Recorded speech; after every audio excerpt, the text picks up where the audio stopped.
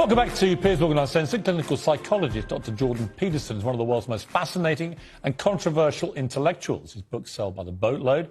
His talks pack theatres across the globe. Millions watch him online. When he speaks, people listen.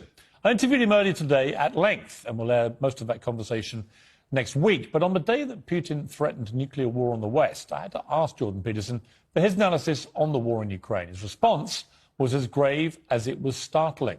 That's the world's most famous psychologist, who began by asking for his view on Vladimir Putin as a man.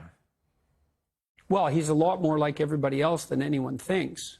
You know, the notion that he's Hitler or Stalin, that's just foolish. I don't see any evidence for that at all. I mean, first of all, Hitler and Stalin were very singular types, and there's a bit of Hitler and Stalin in everyone, so, you know, there's some truth in that. Maybe there's more in the typical Russian leader than normal. A bit of Hitler in everyone? Really? There's more than a bit. Really? Oh, absolutely. Yeah, well, why would have Nazism spread the way it did? You know, people think, well, that's all top down. It's not top down. There's a part of people that are all these people who informed on Kate Berbelsing. Well, didn't Goebbels say that the way to get vast numbers of people to go along with what you want to do is to terrify them? You hold a grip of terror over them. Oh, yeah, but... And in a way, that's what Putin's now doing with the Russian people, where he's going back now into a position of they're all trying to get us, they want to attack us, they want to take us over. He's terrifying his people to rally support for what at the moment is a conflict he has started, which is not going the way he assumed. Well, the most, what would you say, the wisest commentators on totalitarian states, like Solzhenitsyn, and many psychological commentators, Jung was a good example of that, made a very straightforward case that you can't have a totalitarian state unless every single person is willing to lie about everything all the time.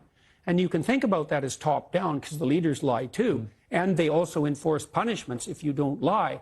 But then you can also think about it, the totalitarian spirit is replicated at every level of the society. And so in a truly totalitarian state, husbands lie to their wives and parents lie to their children. And the totalitarian state is actually the grip of the lie.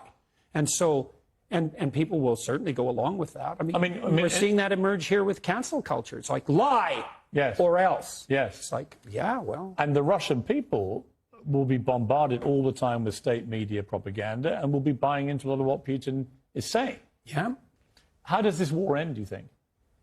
We're going to find out this winter. Well, I know what I would do in his shoes. I'd wait till the first cold snap and shut off the taps. Right. Well, because of course he's going to do that. He's got the control over the energy. Of course he's going to do that. He's already warned the West with his insistence that maintenance problems were necessary and the pipelines had to be shut down. Do you think he will use a nuclear weapon? If necessary, he'll use a tactical battlefield weapon. Even if it starts World War III? It won't, probably. Why? Because we wouldn't respond? What's in it for us? If you let him do it and get away with it, where does that end?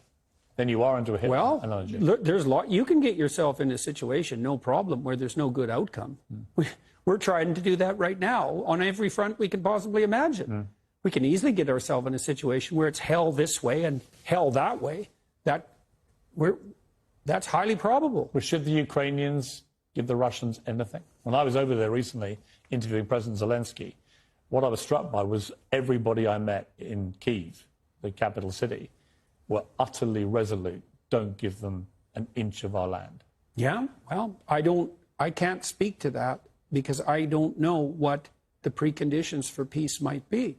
But I do know that naive notions that the Russians are going to lose somehow, or that we're going to win, I just don't understand. I don't understand that. Well, what do you mean we're going to win? What are we going to win here exactly?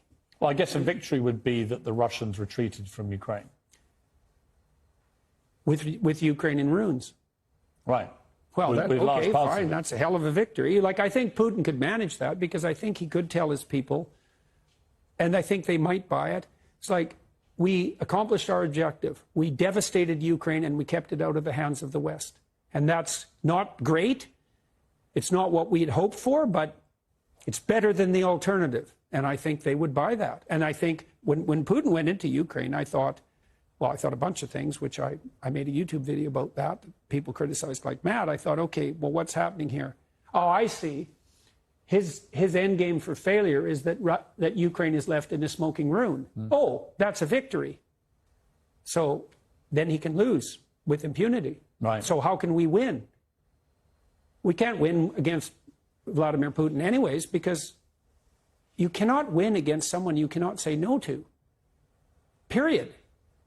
And we can't say no to Putin because we sold our soul for his oil and gas. And we did that to elevate our moral stature in relationship to saving the planet. And so here we are, facing a very dire winter, hoisted on the petard of our own foolishness and moral presumption. We're saving the planet. We'll see. I don't think so. It doesn't look like it to me. And this is the most catastrophic issue here. Assuming that we're facing an environmental crisis of planetary proportions, which is not something I buy, by the way, assuming we are, well, then I would imagine that you would put in place measures that would ameliorate that problem instead of exacerbating it. But all the measures you're putting in place are actually making the environmental problem worse. So how is that even vaguely acceptable? And I look at that and I think, oh, I see. It's just like George Orwell said about middle-class socialists 50 years ago. It's not that you love the planet, it's that you hate humanity. So, well, have at her, boys and girls, and we'll see what happens this winter. And it's very terrifying to me. It is. I especially hear it, because your energy prices have gone way out of control, and that's going to hurt a lot of poor people, and certainly around the world as well. The World Bank already estimated that we've put 350 million people into what they call food insecurity. 350 million. That's 3 times as many as the communists managed to kill. Maybe we can manage that in a winter. But the planet has too many people on it anyway, so, that's just poor people. Fascinating take from Jordan Peterson. We'll be showing my full interview with this extremely fascinating and compelling intellectual next week. He's certainly a guy who gets everyone talking, and I really recommend you watch it.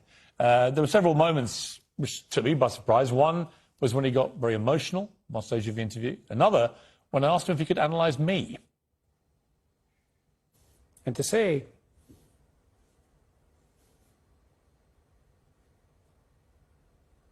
you're a net force for good if you want to be.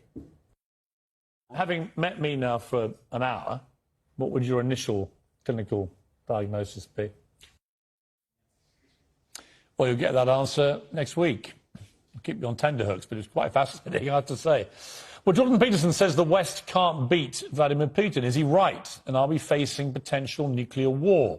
I'll be getting a reaction to that, the former US national